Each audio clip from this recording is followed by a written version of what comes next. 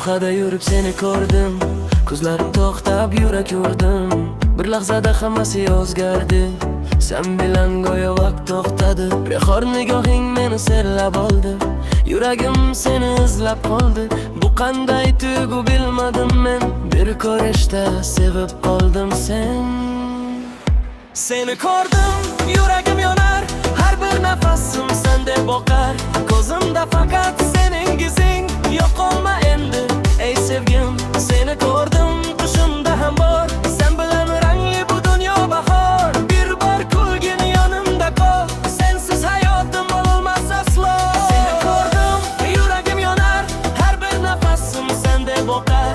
Ko'zimda faqat sening izing, yo'qolma endi ey sevgim.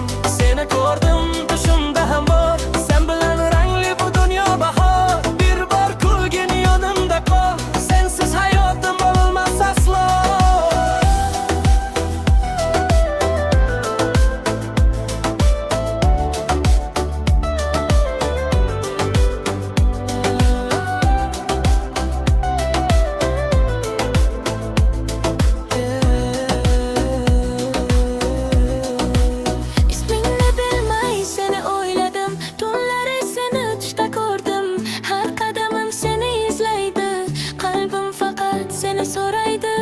Bir tabassuming yetar menga, yorug'lik berar butun olamga.